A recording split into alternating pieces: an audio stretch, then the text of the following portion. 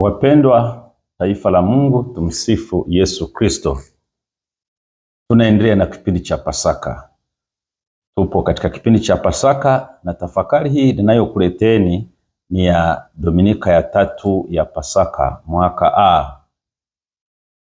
Tunaendelea kusoma kitabu cha Matendo ya Mitume hasa kutoka katika somo la kwanza, na kitabu hicho kinatuonesha mara baada ya ufufuko wa Bwana wetu Yesu Kristo ni mambo gani yalikuwa yanatendeka. Kanisa la mwanzo lilikuwa linaendeleaje, ambalo hilo ndilo lilikuwa lengo kuu la Luka alipoandika kitabu hiki cha Matendo ya Mitume.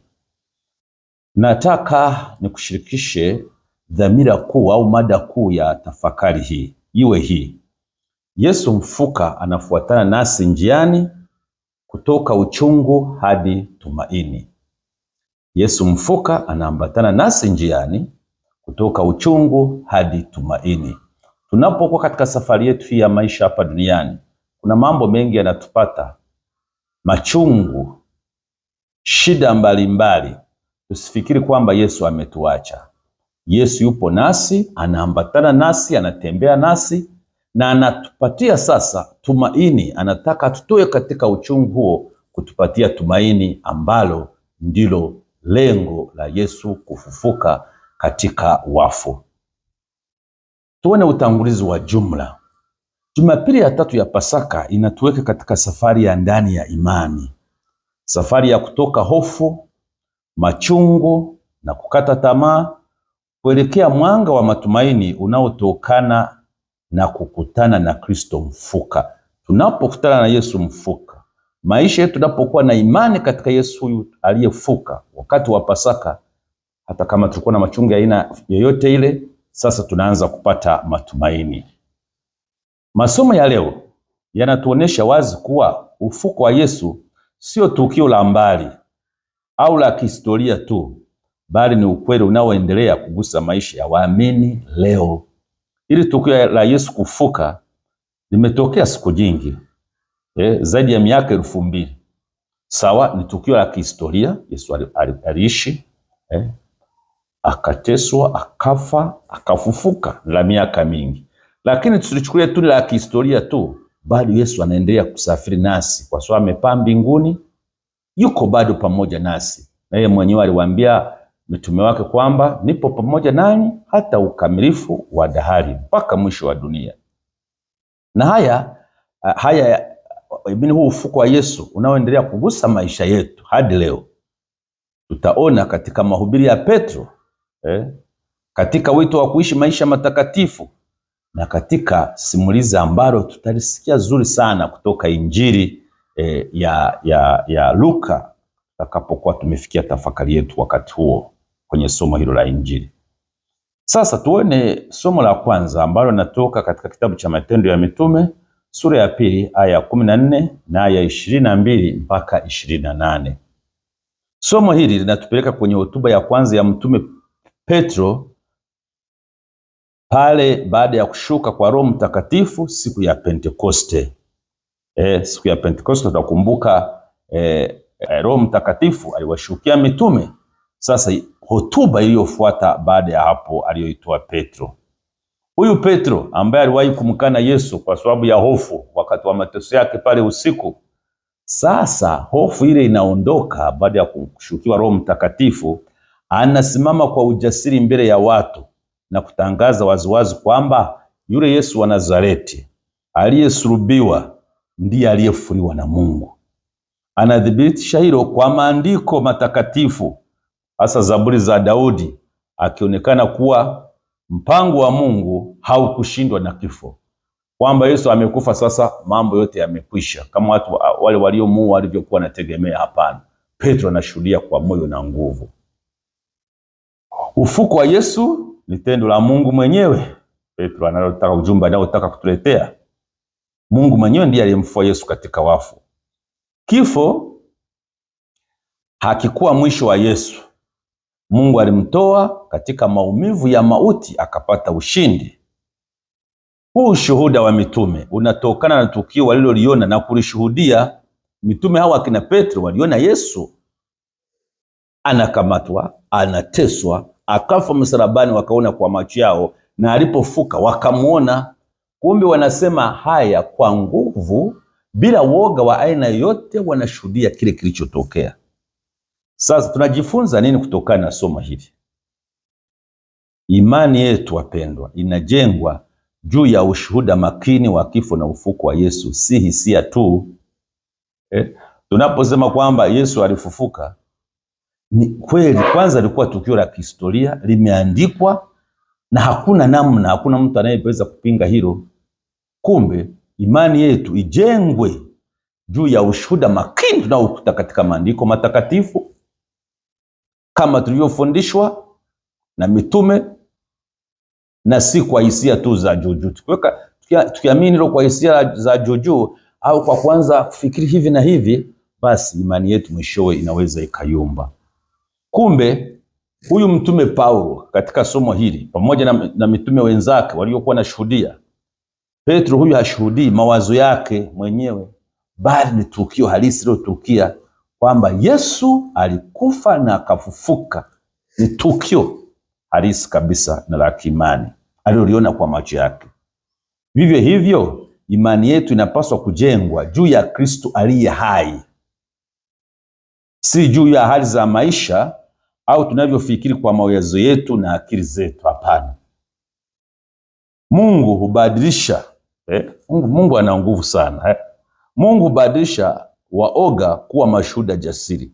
Mnakumbuka Petro na wenzake waliokuwa waoga, wamejifungia, mpaka pale Yesu anawatokea mara kadhaa, na pale akatokea pale akawatakia amani, na mwisho akawashukia, Roho Mtakatifu akawashukia, akawaimarisha.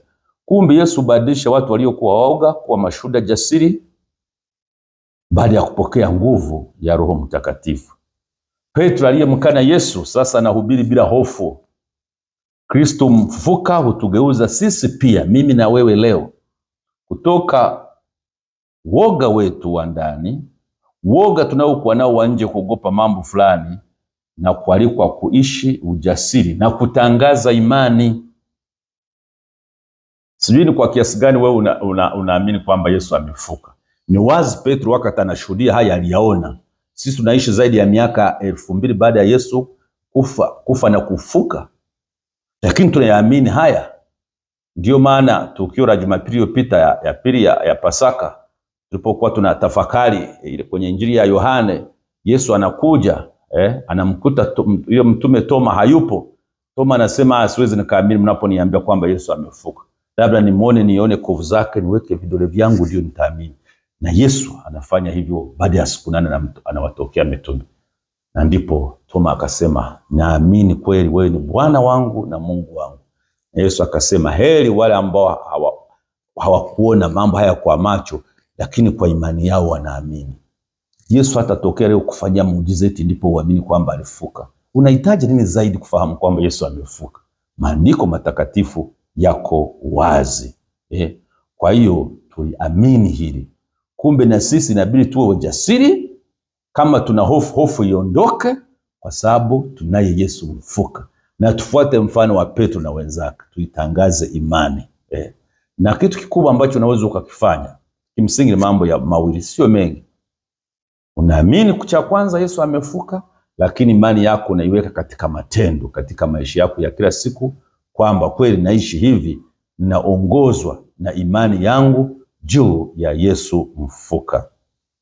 Kumbe Zaburi na manabii vinapata maana kamili ndani ya Yesu. Hivyo tunaitwa kusoma Biblia kwa mwanga wa Pasaka, mwanga wa Yesu mfufuka. Somo la pili linatoka katika waraka wa kwanza wa mtume Petro, sura ya kwanza aya ya 17 mpaka 21. Mtume Petro anawaandikia Wakristo wale wa kwanza kabisa, karne ya kwanza pale baada ya Yesu kufufuka pale, waliokuwa wametawanyika, akiwahimiza waishi kwa hofu ya Mungu, yani heshima na utiifu, wakitambua gharama ya wokovu wao. Yesu amewakomboa kwa damu yake, kwa kufa kifo chake msalabani. Hawakombolewa kwa fedha au dhahabu, bali kwa damu yenye thamani kubwa ya Kristo, ambaye ni mwana kondoo asiye na doa. Wapendwa katika Kristo, Wokovu ni zawadi ya gharama kubwa. Ilimgharimu Mwenyezi Mungu kumtoa mwanawe wa pekee aje duniani, ajishushe mno, aishi kama sisi, isipokuwa kuwa na dhambi, mpaka kayatoa maisha yake. Tumekombolewa kwa damu ya Yesu. Tumekombolewa kwa kifo kwa thamani kubwa sana. Kumbe maisha yetu yanapaswa ya akisi au yaoneshe thamani ya damu ya Bwana wetu Yesu Kristo, huyu aliyetukomboa kwa thamani kubwa sana. Na tumaini letu liendelee kujengwa juu ya Yesu aliyekufufuka na si kwa kitu kingine. Kwa hiyo wokovu wetu wapendwa, si jambo la bei rahisi au jambo ambalo limetokea kwa kitu kama kitu kidogo. Hapana. Damu ya Kristo imemwagika kwa ajili yako, damu ya Kristo imemwagika kwa ajili yangu. Na hivi tunaitwa kuacha maisha ya dhambi na kuishi maisha yanayompendeza Mungu. Na imani yetu itaonekana kwamba ni hai, ambayo inaongozwa na Yesu mfuka, kama mwenendo wetu na matendo yetu mbele ya Mungu na mbele ya watu ni mazuri. Kumbe ikiwa tunamwita Mungu kuwa Baba, basi tuishi kama watoto wake, kwa haki, unyenyekevu na mapendo, maisha ya kipasaka, maisha ya mwanga. Na tumaini letu lina msingi imara, Kristo mfuka. Kumbe tumaini na imani yetu haviko katika mali, mamlaka, vyeo labda au sayansi, kutumia akili, bali ni katika Mungu aliyemfufua Yesu kutoka katika wafu. Sasa nikuombe sasa tuanze tafakari hii ya somo la Injili. Ni somo refu kidogo. Luka sura ya 24 aya ya 13 mpaka ya 15. Kwa kweli ukitaka kupata tafakari yangu vizuri, tafuta muda mzuri usome hili simulizi. Ni zuri sana. Mimi hapa kutokana muda wetu nitagusia mambo machache, lakini ukiwa umesoma Injili yenyewe utaelewa zaidi. Sasa hili somo la Luka 24 aya ya 13 mpaka 35 ni moja ya simulizi zuri kwa kweli, zuri baada ya ufufuko, lenye kuleta matumaini. Pale tunaona wanafunzi wawili wa Yesu wanatembea kuelekea Emau. Emau ilikuwa ni kijiji ambacho kilikuwa nje ya Yerusalemu. Hapo Yesu amekufa, wanarudi manyumbani kwao, wamekata tamaa. Sasa Yesu amekufa, kila kitu kimekwisha, turudi kwenye kazi zetu za zamani. Kumbe hawa wanafunzi wawili wanatembea wakiwa na huzuni na kukata tamaa. Lakini humo katikati wanatembea, Yesu anajiunga nao, anatembea nao, lakini hawamtambui. Na Yesu anawasikiliza jinsi walivyokuwa wanaongea mambo yao. Sasa labda mtu Yesu alikufa, sasa maisha yamekwisha, na maongezi mengine waliokuwa nayo. Yesu sasa baada ya hapo, baada ya kuwasikiliza, anawafunulia maandiko. Na hatimaye mwisho wa mwisho, walipokaribia kufika Yesu walipokuwa anatembea naye, wakafika sehemu fulani, Yesu akafanya kama anaendelea na safari. Wakasema hapana, usiende, njoo, sasa imekuwa muda wa kutosha. Yesu anapoketi, anapomega mkate, baada ya maneno yale ya njiani, Mungu wangu, wanamtambua Yesu katika kumega mkate.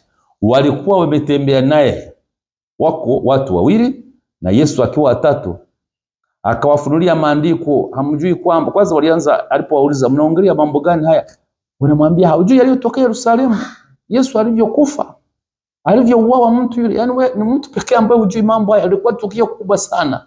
Lakini Yesu anawafunulia maandiko kutoka Agano la Kale, Agano Jipya.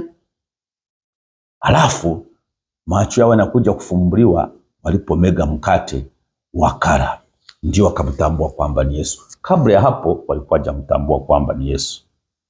Kumbe ndugu zangu wapendwa, Yesu mfuka anaandamana na wanafunzi wake hata wanapokata tamaa, hawaachi. Na sisi ndivyo ilivyo.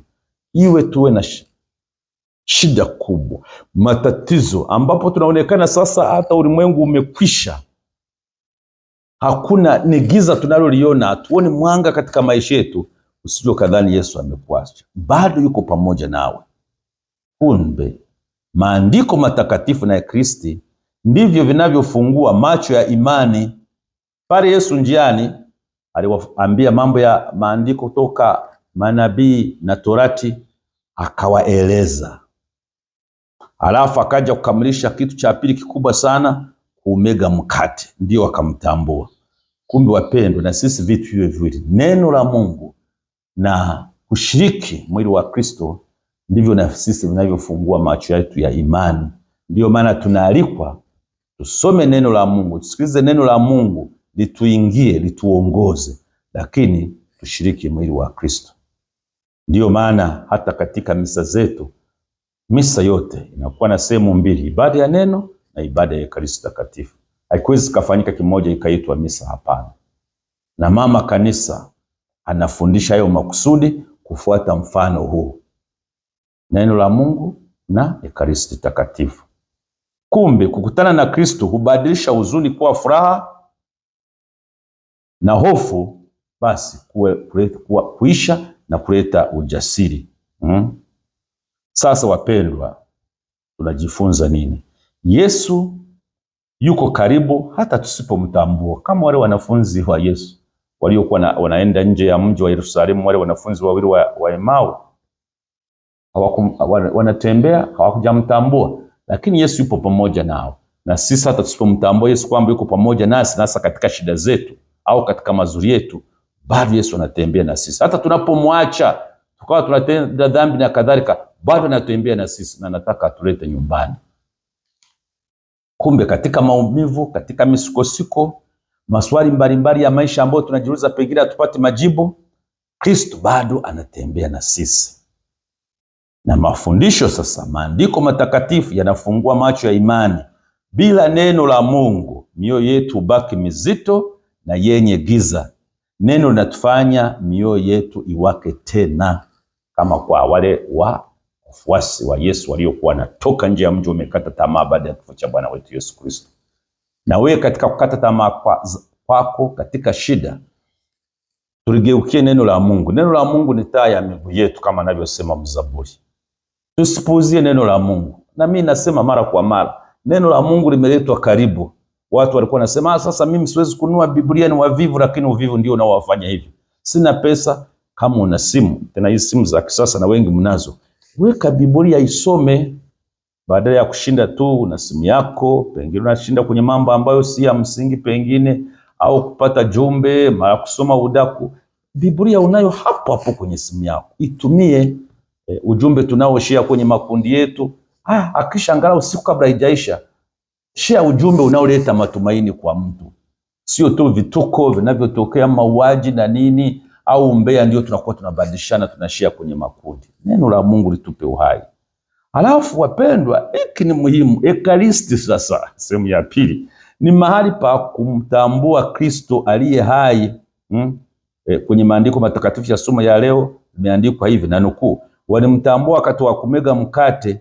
Misa takatifu si desturi tu, bali ni mkutano halisi na Kristo mfuka. Misa sasa, sijui ni wangapi tunashiriki Ekaristi Takatifu? Sijui wewe unayenisikiza unashiriki Ekaristi Takatifu?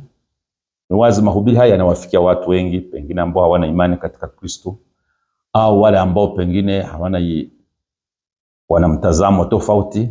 Lakini mimi nakulenga wewe Mkristo na wewe mtu mwenye mapenzi mema. Hii ndio imani ya kweli tunayofundisha. Tushiriki Ekaristi Takatifu tukiwa katika hali safi. Wanakwaya huwa wanaimba vizuri, kwa nini nisipokee Bwana?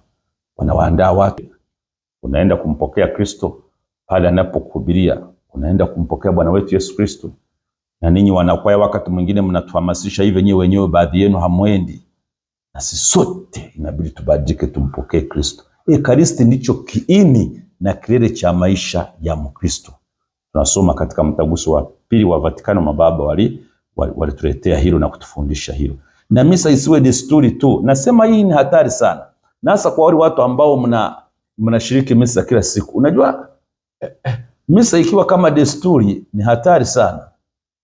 Kama mtu ambaye amezoea kila asubuhi kwenda kazini, anatoka akistaafu au akashindwa kwenda, huwa kama anajisikia vibaya sana. Amezoea, ni desturi. Au mtoto alivyozoea kwenda shule, ni desturi, kila asubuhi lazima niende shule. Huyo ni mtoto. Misa sio hivyo. Tunapokuja kwa mfano kushiriki misa, mfano Jumapili au siku zingine, si kwamba tunakutanika kama kitu cha kijamii. Hapana. Huo ni mkutano, na ndio misa, ni mkutano halisi, na pale tunakutana na Kristo mfuka na si vinginevyo. Ndugu wapendwa, Jumapili ya tatu ya Pasaka inatualika tujiulize maswali haya. Je, ninamruhusu Kristo mfuka atembee nami katika safari zangu za maisha? Hapo unapofanya biashara zako, unaposhughulika na kilimo, wewe ni mwanafunzi unasoma, shughuli yote unayoifanya, je, umemruhusu Yesu kutembea nawe? Narudia tena, tutamruhusu kutembea Yesu nasi kwa kusoma neno la Mungu.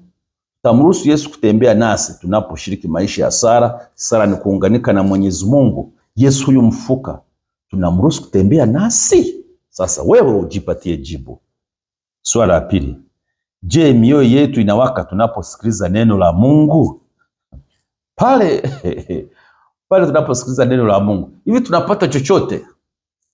Huwa ninaposhiriki kwenye jumuiya ninazokuwa natembelea, waamini wanasoma neno la Mungu, mimi wanawaambia tupate muda wa kutosha, tutenge muda. Kama ambayo tunatenga muda masaa mangapi tunashughulika huko na mambo ya kila siku, kama ni mara moja kwa juma, labda Jumamosi au Jumatatu au Jumanne, siku yote ambao wanajumuiya mmejipangia, mnatoa muda gani kushiriki katika neno la Mungu?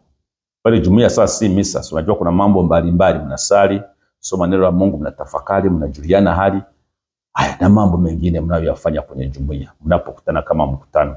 Hivi mioyo yenu inajisikiaje neno la Mungu unalolisikia? Au neno la Mungu hata hili unalolisikia, au hapo unapokuwa unajisomea neno la Mungu peke yako, neno hili lituguse?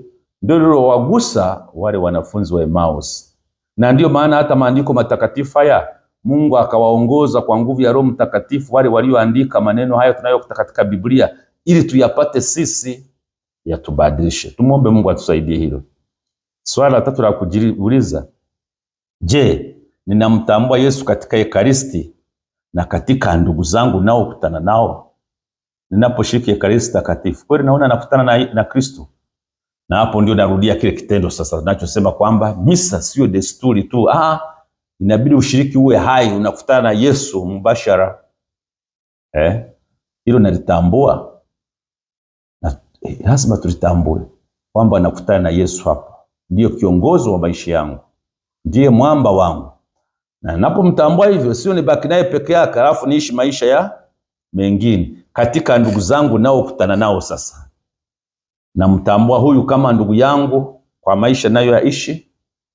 Maandiko matakatifu yanasema kwenye Injili ya Mathayo, yule ambaye ulimlisha chakula, ukampa chakula, ukampa maji ya kunywa, ukamvika aliyekuwa uchi, ulienda kumtembea gerezani, ulienda kumwona hospitalini, hapo ulipokuwa unayafanya hayo, ulikuwa unayafanya kwa Yesu bila wewe, bila kujua.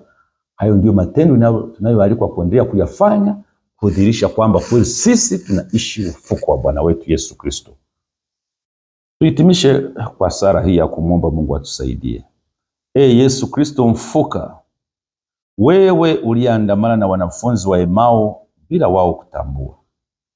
Tembea nasi Bwana pia katika safari zetu za maisha.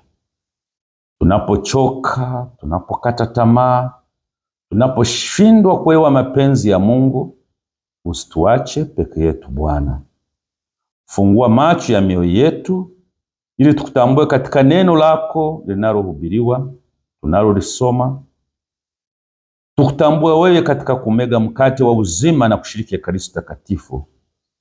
Lakini zaidi pia tukutambue wewe katika nyuso za maskini, wagonjwa na wenye mateso. Bwana Yesu, ifanye mioyo yetu iwake kwa upendo wako kama mioyo ya wanafunzi ilivyowaka ulipokuwa ukizungumza nao njiani. Bwana, tunakiri kwamba mara nyingi tumekuwa waoga, tumekata tamaa, na wakati mwingine tumekimbia misalaba tunayokutana nayo Bwana, na tumefunga masikio yetu tusisikie sauti yako. Tunaomba utujalie neema ya toba ya kweli kutoka ndani. Tukumbuke gharama ya damu yako ya thamani kubwa iliyomwagika kwa ajili yetu.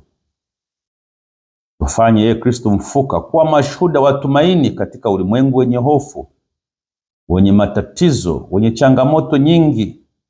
Tufanye tuwe vyombo vya amani katika jamii zilizojaa migawanyiko na kuwa taa ya mwanga kwa wale wanaotembea gizani. Tunapomalizia mahubiri yetu haya, tafakari yetu hii hapa, tusiishie katika maneno tu, bali tunakuomba ugeuze maisha yetu yawe ya injili hai, injili ya Yesu mfuka. Tuma Roho wako Mtakatifu atufanye watu wa Pasaka wanaoishi kwa imani, matumaini na mapendo. Tunakukabidhi haya yote Bwana, Yesu uliye hai na atawalaye milele pamoja na Baba na Roho Mtakatifu, Mungu mmoja, sasa na hata milele. Msifu Yesu Kristo.